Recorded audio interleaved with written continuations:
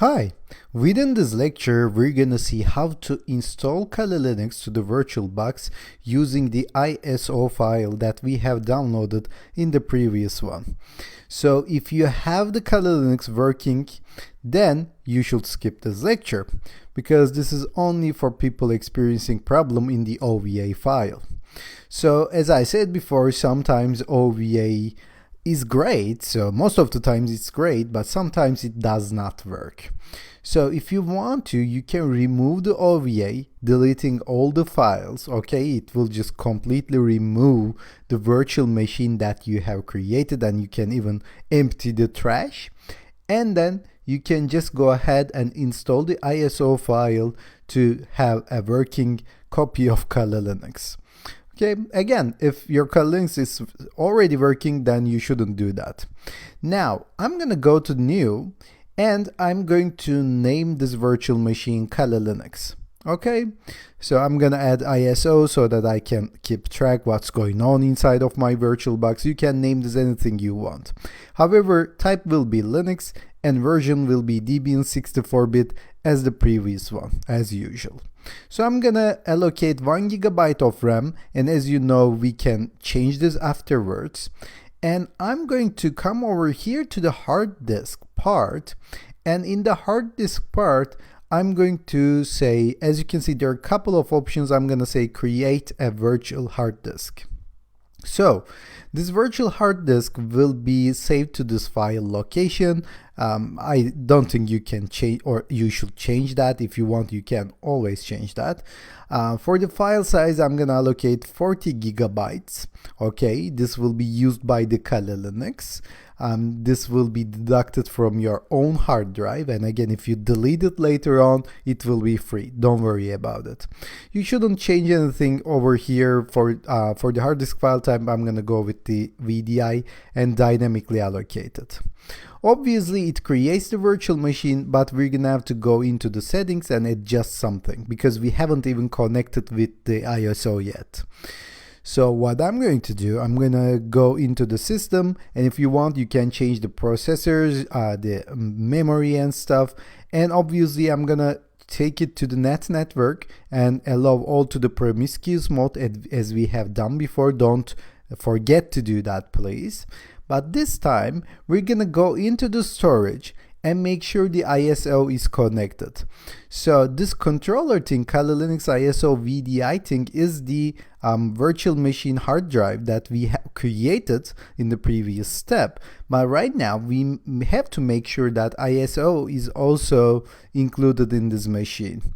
As you can see, if you come to this empty controller over here, okay, the disk over here, empty disk over here, you can click on the choose a virtual optical disk icon and choose a disk file. Okay, then you're gonna have to find the ISO that you have downloaded. Mine is on the desktop, and just choose the ISO. That's all you gotta do to connect the ISO with your Kali Linux virtual machine. So remember, this is where we have downloaded that. Okay, so make sure your ISO has been finished downloading, and then say OK. Great, now I can just start this. The obvious reasons why we're not preferring the ISO over OVA in the first place is that because we're gonna have to install it manually. As you can see, Kali Linux starts with this screen, and if you don't choose anything, or if you just hit enter, it will guide you through the installation process, which will take a little bit of time. Now, as you can see, it asks you to select a language. I'm gonna go with English, but if you want, you can choose your own local language as well. I generally don't want to change this language, but for keyboard, for example, I'm gonna go with the Turkish keyboard because that's what I'm using. But over here, I'm just gonna leave it as English, and I would suggest you to do so if you speak English, okay? Because it's much more clear in menus, in like error messages and something like that. And for the location, hackers don't tend to give out their location, don't want to do that many times. So I'm going to just go with the United States. Of course, we're not going to do anything illegal, so you can choose your own country as well. So for the keyboard, I'm going to look for the Turkish one because I'm using a Turkish keyboard right now with the Q layout. So I'd suggest that you choose your own keyboard over here rather than only English. So what I'm going to do, I'm going to wait because this will just go for like a half an hour just to install this stuff. And in the middle of the process and between the process, it will ask you for some questions like where to install it, what kind of selections that we want for installation. And I'm going to walk you through all of them. But to keep in mind, I'm just going to go with the default selections every time. Okay, just over here it asks us to give like a host name for this system, and as you can see, this is like a single word. Okay, it should be a single word that identifies our system, so I'm just gonna make it Kali. And for the network, this is the domain name. Okay, it's asking for a domain name. If you're working for a company, for example, like Atilsec company, for example, you should come over here and write atilsec.com or anything like that. I'm just gonna give it my name, okay, .com. Okay, so you can do that as well. Give it your name.com, or you can just give like kali.org or something like that. It doesn't matter at this point. What I'm going to do, again, I'm going to give like myname.com, atil.com. So this is important. It's going to ask us for a user and a password. So remember, we are using Kali. Now I'm going to use my name, Atil. And again, it's asking for a username.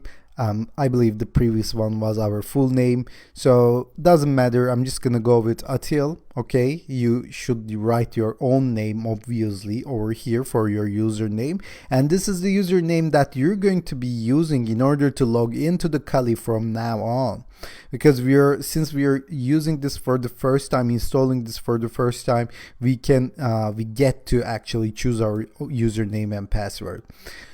Okay, right now it's asking for the password, and as you might remember, the password is either TOOR or Kali. I'm just gonna give some password over here. I'm choosing my own password. I'm choosing my own username. I'm going to use them to log in. So make sure you don't give something that you wouldn't remember later on. So I'm just gonna say continue. It's asking for the time zone, for the clock. I'm just gonna go with default option. I don't care about the time on my Kali Linux, and here you go. Now it's going to take some time, and it's gonna ask some questions like here you go. It says that if you want to use the entire disk, and by entire disk it means that 40 gigabyte disk that we have created. I'm just gonna say yes, and I'm just gonna say continue. I don't want to create like different partitions for any of the hard drives, so I'm just gonna go for all files. And as you can see, I'm not even changing anything, right? I'm just choosing the default options. So here you go. It says that write the changes. Yeah, I should have changed that one. I should have said yes. If it asks for write the changes, then we're gonna say yes and just continue.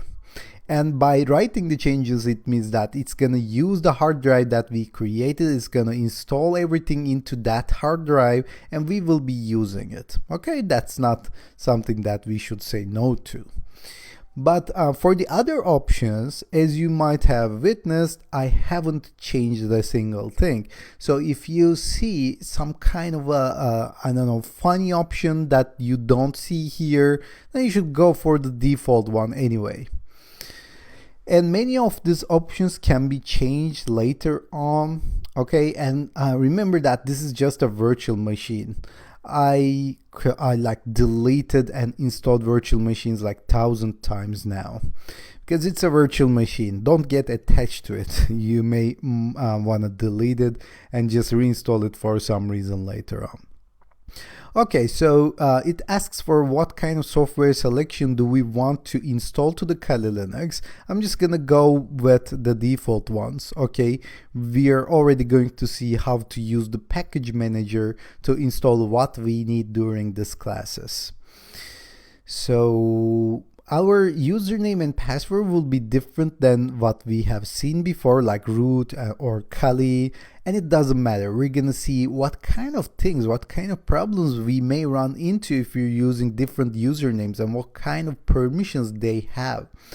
We're gonna learn how to use Linux, don't worry about it. So here you go. It says that enter device manually or choose your own device. Yeah, I'm gonna choose only one. There's only one option anyway. So make sure you choose it and hit continue. And for some reason my mouse does not seem to work, so I'm just gonna hit tab and hit enter to continue. Here you go. And we're going to, I believe we're coming to the end. Okay, we are finishing the installation.